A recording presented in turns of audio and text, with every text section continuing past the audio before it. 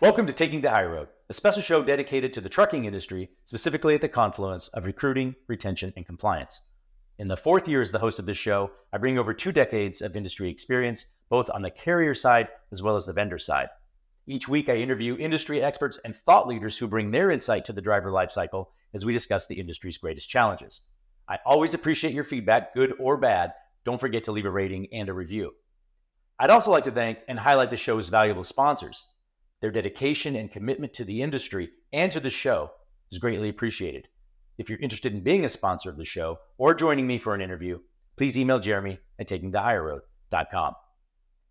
Now, this week, I'm honored to be joined by an amazing friend, trusted confidant, fellow business leader, supporter, sponsor, and regular guest of this show, regular guest host of this show, Leah Shaver, President and CEO of National Transportation Institute. As always, it's great to have you on the show, Leah. Well, it's good to see you, but honestly, I feel like I'm on the wrong side of the mic. I think that, something needs to change here. I'm usually in that seat over there. It's fun. We have to have a little back and forth. It keeps everything fresh, right? You rotate for freshness. Keep it moving, people. Keep it moving. So the last time you joined me, I think it was mid-2023. And at that time, I recognized you as the first to reach the status of a 4-time guest. And now you're the first to reach the 5-time guest status. Hey, so now. Congratulations. It's good to have a goal. Do you have a goal? Right. Now you, along with the work that you do at NTI, provide such a fantastic resource for everyone in the industry as we're in the midst, or hopefully nearing the end of, an extremely difficult time for carriers as costs continue to increase, rates are bottoming. I'd love to hear, sort of which data you provide has become the most valuable to your customers the past year or so. And I know that you engage with so many carriers who are having so many of the same problems. Perhaps you can provide some tips or insights based on what you're hearing from your industry experience.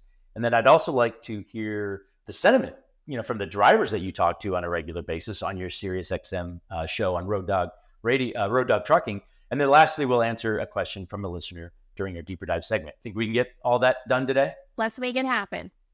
Well, if you don't mind, as you know, and we've done this a bunch of times, I've always asked for a book recommendation. I think the last one you gave me was a children's book, or a couple of them actually, and they were really good for those in the audience who have children. Hopefully, we saw book sales rise and right. Happy children. Any new books or books that you might recommend to the audience? I'm going to be honest. My son is now 2. He's just over 2, 27 months, and we've accelerated into a new phase. We are now everything trucks. It makes my heart very happy. We are going to be doing the big boy room in all things vehicles, and thankfully, trucks are cool to a lot more people than just the folks at NTI. So there's a whole lot of material out there that I can outfit both his room and playroom in. That said, our nighttime reading has shifted, though it does still include dinosaurs. We've shifted to Good Night, construction site. Nice. All right. So we're sticking with the children's book theme. I've been guessing that's going to be the case for a while, and that is really good. That's encouraging. You've been in my shoes 3 times, and you know that there is literally no excess disposable time at my leisure. In fact, I don't even remember what leisure means. Vacations now are just parenting away from home, out of my comfort zone, and I know I will get back to the place where I have some leisure time, but today all of my spare reading is shared with my son related to vehicles. It's quality time for sure. Yes. So NTI is the gold standard for research in truck driver compensation and benefits. So much invaluable content and insights coming from NTI. And I think I would expect now more than ever, carriers should be consuming that information that you're sharing. Can you share for the audience, all of the different types of data NTI makes available to the industry in order to ensure that they're sort of in a position to make the best decisions for their business? Yeah. I think what's amazing to see is that consumption of NTI's resources is at an all-time high. And you mentioned carriers, but our audience is not just trucking companies. It's also private fleets, it's manufacturers, it's shippers, it's equity analysts. And the distribution and ingestion of our materials is out of this world. And obviously, I'm going to agree that NTI team knocks it out of the park when it comes to reliable data intelligence that these folks can incorporate into their business decisions every day.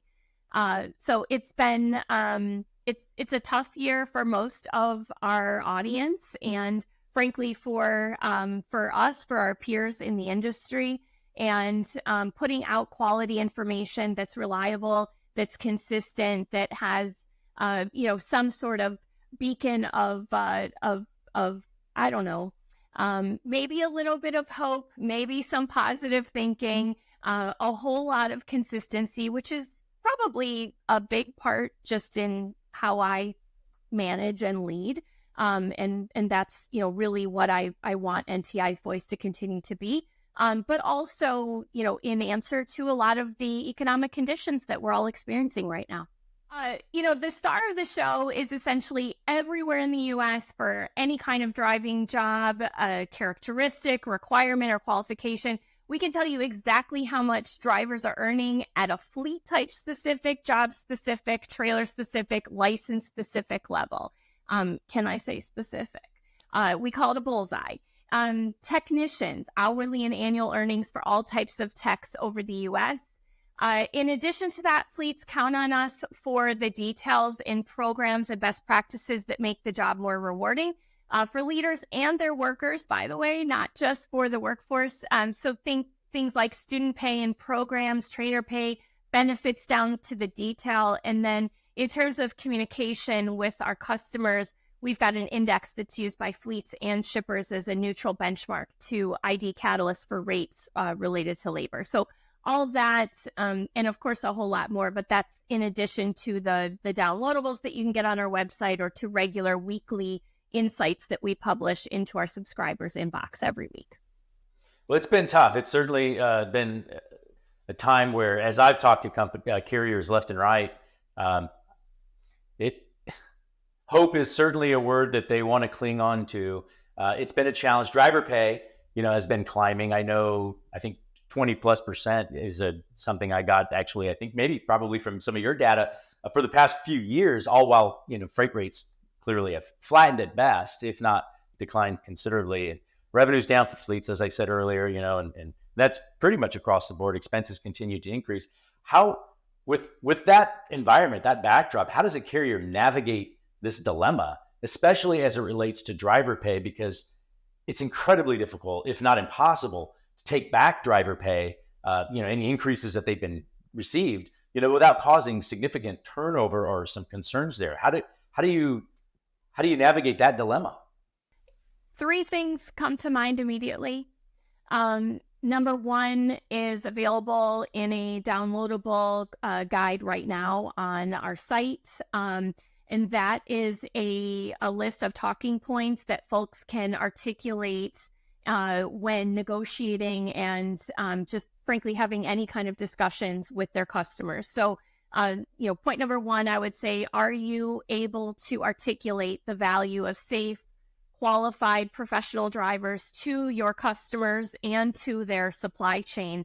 If you don't feel that you're incorporating all of the key points, or need some support in what those key points would be, again, there's a free download available on our website.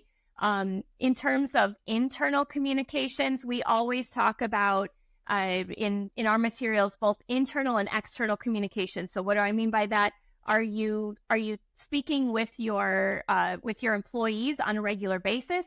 And are you also projecting outward to the public, to your customers, to potential employees, what you're doing, what your priorities are, et cetera? So internally, folks, certainly have shifted their pay acceleration to what would also benefit the company. And this is a standard that happens anytime there's a bit of pullback in terms of demand and, of course, freight rates. So are you incentivizing great performance in the areas that could otherwise cost you?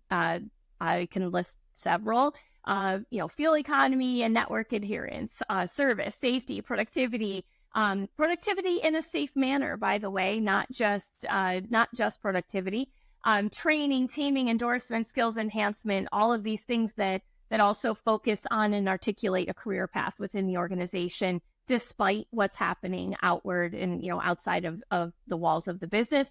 And then lastly, communicating clearly and effectively with both customers and employees at all levels, not just leadership team, not just drivers, not just in your newsletter, but communicating clearly and effectively with all of these folks that really mean something to you, to know exactly what you're doing well, what you're going to do more of, what you're focusing on in the near and long-term future. Communication is the beginning of an understanding. And I think if we're really worried about how someone's feeling, we have to ask. And if we're wondering what someone's thinking, we have to ask and we have to share, what's on our mind. So communicating effectively with all of these folks that are crucial to our everyday business performance is where I think folks are shining. I couldn't agree more on the importance of communication. What I hadn't considered, and I think it's a really good point, you referenced a document or a downloadable, here are some things to talk about to shippers, right? To their customers about, here are some of the challenges that you're dealing with from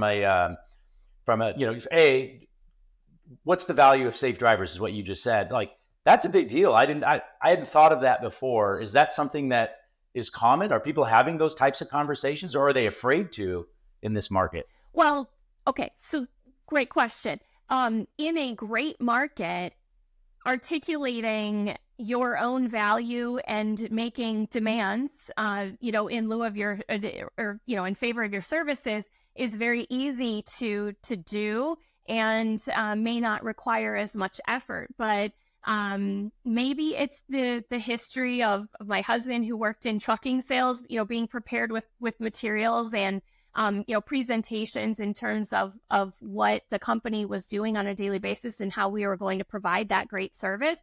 But, generally speaking, a very large portion of our subscribers is not just the folks in compensation or talent acquisition or human resources and benefits. It's actually the folks in sales and in pricing. And our highest volume of daily activity is to those folks, because they're bidding with great levels of volume right now, and at any time really, looking for great business and to sustain good business, or to attain more.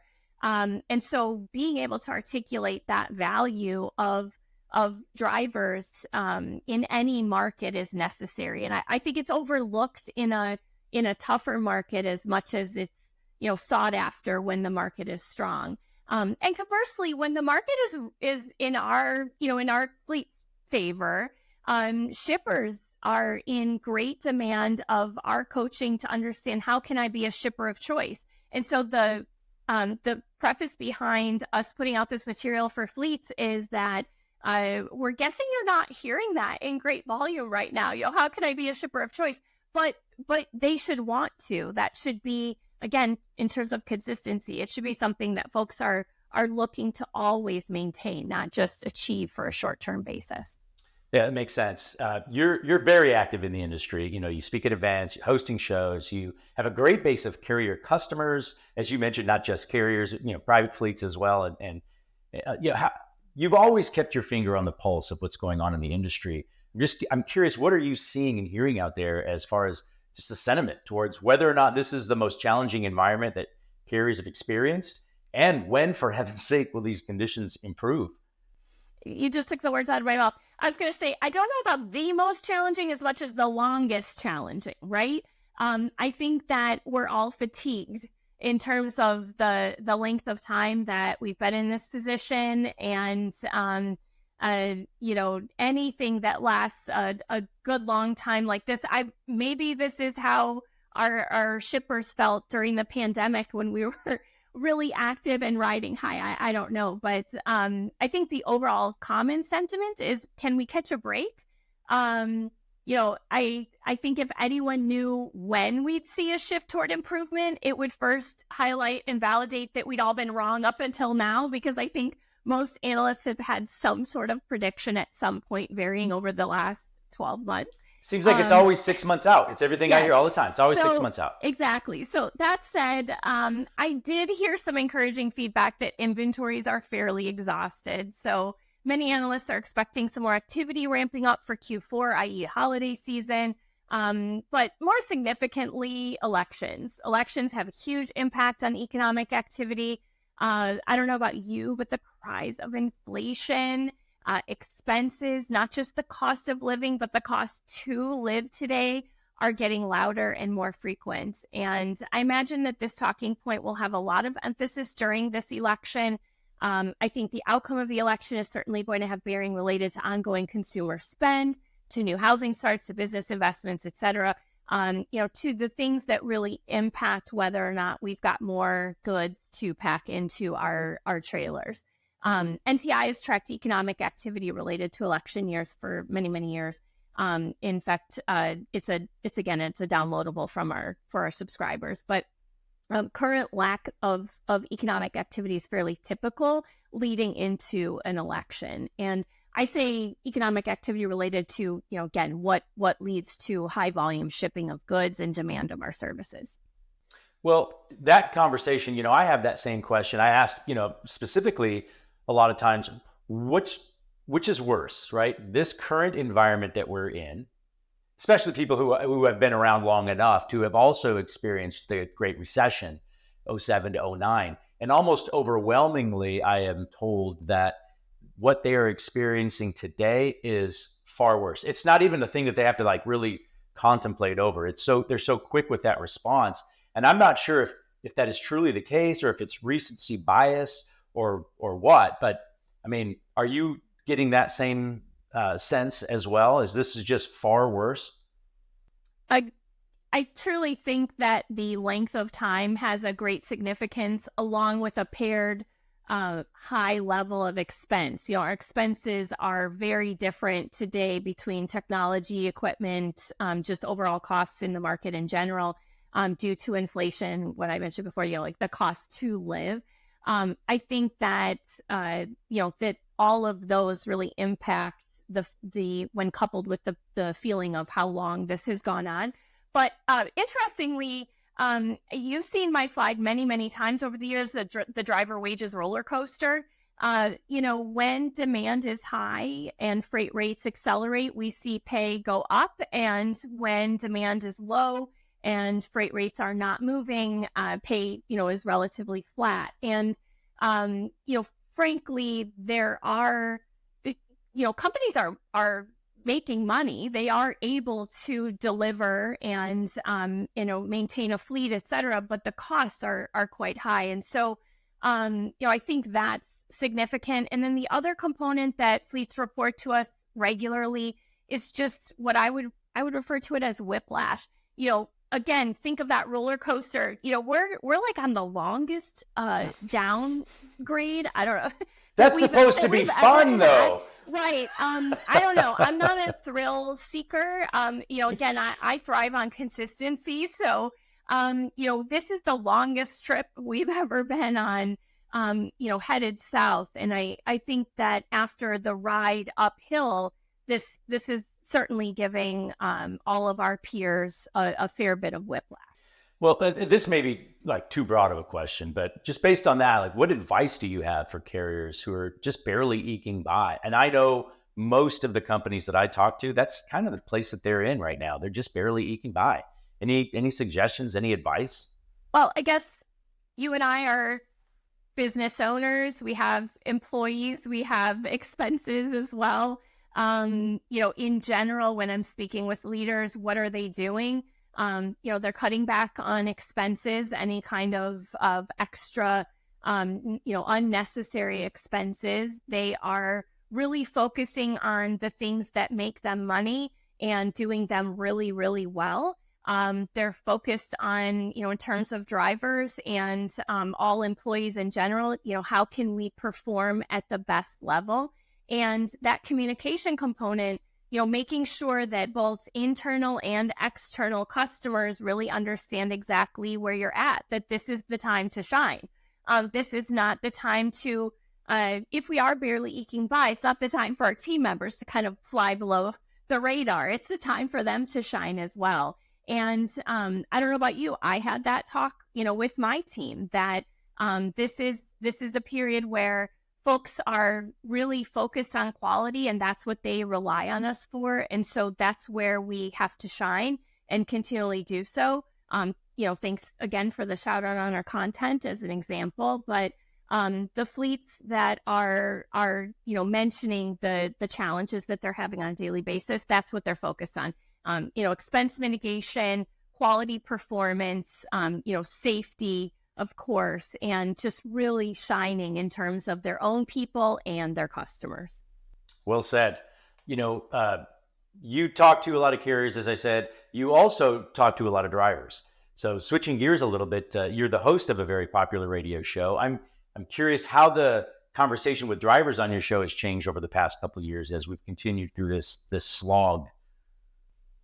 The questions that drivers have about their pay are fairly different in a market like this, but in general, I don't think that drivers' priorities have changed. They need to see value in being away from home if that's the requirement of the job. They need to see value in the extensive labor or skill that they're putting forth in their company in terms of service and performance, if that's what's required in the job. They really do need a better understanding, appreciation, and just overall commitment to their health and well-being. And that comes up a lot.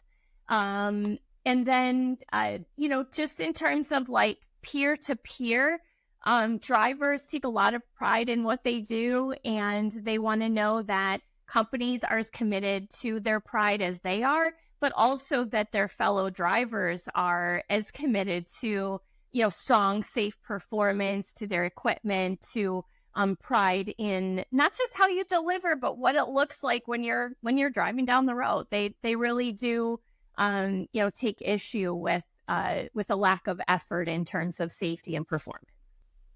Well, you would think, I guess, in a time like this, that maybe retention would plummet, or turnover, I should say, would plummet, Yeah. right? But I get the sense from everybody that I talk to, that's still a big challenge. Retention has been still a pretty significant and consistent challenge, even in this environment. What do you attribute that to, and what do you recommend for carriers who, obviously want to hang on to their valuable drivers? And I know the easy answer is listen to the things that matter to them and address those things. And perhaps that's what you'll maybe say, but no, just, what do you, I do value that, but that isn't my answer. First of all, the numbers do support your hypothesis. We are seeing, in terms of driver clearinghouse and inquiries for new driver hires, at an all-time high on a fairly regular basis. I think there's a couple of exceptions in 2024, maybe even only one. But we've seen record number of inquiries every month this year. Again, maybe with the exception of one, we'll verify that number for you. But the inquiries are at an all-time high, meaning that they are looking to replace. So I do find that encouraging. In terms of your question, a couple questions back about this being the worst ever, we do have enough money to replace our drivers, and we are continuing to do so. So that's something that's remarkably different from the former recession that you were mentioning before. But that said, I would tell you that I think for the most part, it's probably outside of like dissatisfaction because we're maybe a little bit less productive or not getting as big of pay gains as we have in the last few years. I think the biggest component that we have to consider, and that we publish materials on a regular basis, is really driver supply constraints that are perpetual. Drugs and alcohol, yes, good reason. All that aside, the fact is that it's a fairly strong reason we continue to lose about 5,000 otherwise qualified folks a month out of the industry. Age, just outright aging out, and then health wearing out. We have a lot of the same friends. We're in the same industry, and that whether they are longtime committed to health of drivers in the industry or newer in the industry, the bottom line is that the aging process and timeline of our driving folks has not changed. It's simply accelerating, and the pandemic allowed for a lot of folks to come, kind of out of retirement and get back in the truck. We've seen exits due to age, due to health, due to drugs. I think that there's a number of others just in terms of like attraction of the job and schedule and, when a driver leaves, a company being okay with that. But ultimately, there's not enough attention still put to committing to the age and health of our workforce. Well, there's constant pressure on this limited supply, for all the reasons that you just described. One of the luxuries, though, in a market like this, generally speaking, sometimes that turnover is not bad. And I'm talking about the ones who maybe the underperforming drivers, the ones that probably put you at greater risk from a safety perspective or with your valuable customers and stuff. They call it right sizing. Yeah. It's the same that we saw in 19. Fleets are right sizing. Yes. But in some cases, if you have enough demand for the driver, you can it's top grading in that case, right? You're not necessarily cutting back, you're just replacing them. And that's a luxury that isn't usually afforded when the market is, agreed, tight. Yep. So, but yeah, excellent point. If you don't mind, now is the time for our deeper dive segment of the show, where I ask you a question from one of our listeners. Today's deeper dive question is brought to you by DriverReach.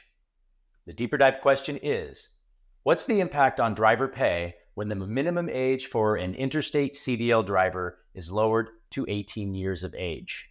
Now, before you answer that, you and I are both fellow members of Next Generation in Trucking's executive board. You and I are both big supporters of the great work that Lindsay Trent and Dave Dine are doing with Next Gen. So from that perspective, I have an idea, I understand our support of the concept. But what impact will that have? I mean, it's all about driver pay, and I'm sure that's a concern. So let's talk about what does impact driver pay. Again, we've got slides on this. I think they may even say what impacts driver compensation. So they are demand for capacity, their driver supply, they are turnover, and freight rates. Those four elements ultimately dictate whether or not we're going to see pay increase in for-hire fleets at all, and across the board in terms of CDL drivers in their job. Oftentimes, regardless of what class of CDL, the impact on wages can be across the board, impacted by those four elements. So if we add a whole lot more drivers to the pool, then we remove the component or concern related to driver supply. If the other elements would still be there, let's say we had high turnover, but there was high demand and freight rates were accelerating, would we see pay accelerate? Probably not considerably, because there wouldn't be that glut. We would be able to replace, as you mentioned earlier. So I take you to today. What's happening today? We have very low demand that's outside of the ordinary for capacity. There is, in terms of driver supply, in our numbers, we consider it to be excess. Turnover remains high, but freight rates are not accelerating. Why are they not accelerating? Because we have plenty of driver supply and demand is relatively low. So I would say it would be somewhat similar to now. You wouldn't see a huge movement in driver pay, but where you would see continued escalation is more so in the higher in demand areas, highly qualified drivers, what we refer to as the bottom of the lead funnel.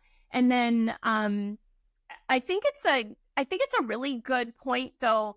Let's talk about today's market and just in terms of like that next generation. Similar to the other components that we talked about, we've really seen a fall in demand of younger people. In fact, just a highlight on an upcoming report that we're publishing, our student and trainer pay survey, we actually saw fewer women entering the industry and the age of new entrants creeping up. So I know we're talking about young people in general, but when there's great demand for our services, for capacity, we see a much stronger commitment to that next generation. And that's, it's fallen considerably in the last couple of years, but even more so in this last year as the economic factors of our businesses haven't really climbed back out of that hole. It's really starting to see an impact on lowered incentives to start, lowered interest, lowered accommodations, et cetera, in terms of joining the industry and gaining ground. Well, I am confident that when this environment, when things turn around, when things start to improve, and especially, considerably, I don't mean just bump along the bottom forever like we've been doing, I would expect that there be a renewed vigor towards, really embracing that next generation. I think right now it's probably put on a back burner because of other fires that are being addressed. And that's, I think, pretty normal, I would expect under, these circumstances. So hopefully, kind of to your point, that's something that we can address sooner rather than later. Yeah, definitely. I would say, though, that large enterprise organizations that have a global need for workforce, that look more long-term in terms of that workforce, they are still relatively committed to that effort. And, in as much as when I talk about consistency in what we're doing for our internal customers, i.e. our employees, our workforce, and our external customers, those that we're delivering goods for, looking at the future and where you're losing folks and what comes in, does it meet the need? Are we replacing old with older, or are there, younger folks coming in? If in terms of the less experienced drivers, are they on the older end? In which case that future number kind of tailors off, in the same way that we're talking about for today.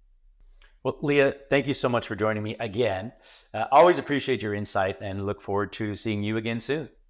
Thanks for having me. I think we'll call it fifth time a charm. That's right. All right. Thank you for taking the higher road with me. Stay tuned for the next episode as I'm joined by James Winfrey, VP of Partnerships with LeoForce. Once again, special thanks to the sponsors of this show. We really appreciate you. If you're interested in being a sponsor or joining me for an interview, please email Jeremy at takingthehigherroad.com. Until next time, thank you for taking the higher road.